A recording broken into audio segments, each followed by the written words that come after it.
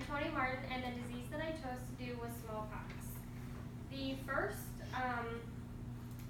realization of smallpox was in 1157 BCE. It was found in Pharaoh Ramses V's body. He was mummified, and when they took the wrapping off of him, they saw the blisters from smallpox, and they decided that it was, in fact, smallpox. The first epidemic was in 1350 in the Egyptian-Hittite War. It didn't actually come to the United States and North America until the 1600s when it was brought by the Europeans, because the Europeans had an epidemic of the smallpox disease from 1633 to 1634. There was no vaccine that was made available until May 14th, 1796. There are a few different types of forms of smallpox. There are some that are minor, some that are major, some that cause serious side effects, some that can be fatal, and it is always very contagious. The two forms, there's variola major. It's the severe and it's the most common. It's where you get a more extensive rash and a higher fever. There are 4 subcategories. The ordinary is the most frequent. The modified is mild and occurring in previously vaccinated people. There is flat and hemorrhagic, and those are both rare and severe.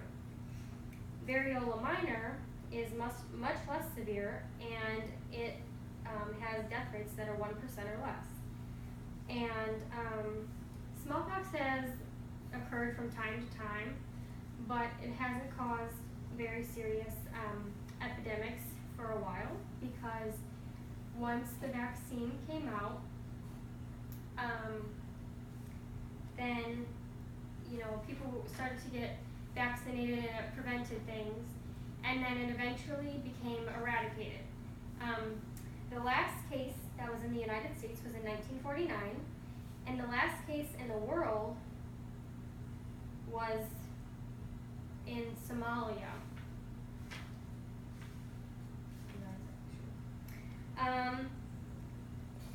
There hasn't been much study with the variola virus due to the fact that it's very hazardous, and the potential exposure could cause problems. When a person would come down with smallpox, they would have a fever, fatigue, malaise, headache, backache, and a rash. The rash would first start on their face and spread to their arms and their hands, and then eventually their trunk and their legs. If a person today was to come down with smallpox, it's said that the doctors would not know what to do, because in the incubation period, they wouldn't be able to stop it, because they wouldn't know what is going on, because it hasn't been around for so long.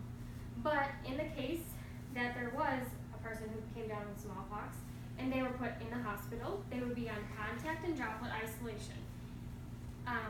You would have to wear a gown, a mask, and the patient would have to be in a room all by themselves. The transmission is through contact, so kissing, sharing drinks, touching another person, anything like that.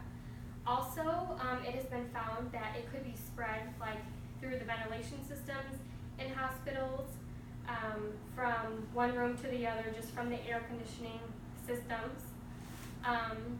But hopefully there is no cases, and you're not going to come down with smallpox.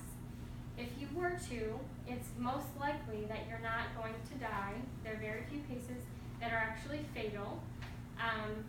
There is no treatment because of the fact that it's so hazardous to be around, and the only prevention is the vaccine, and the United States decided to stop vaccinating every person because of the fact that the disease was so rare, and that vaccinating people would actually cause more of a problem than not vaccinating them. So I hope you learned something from this video.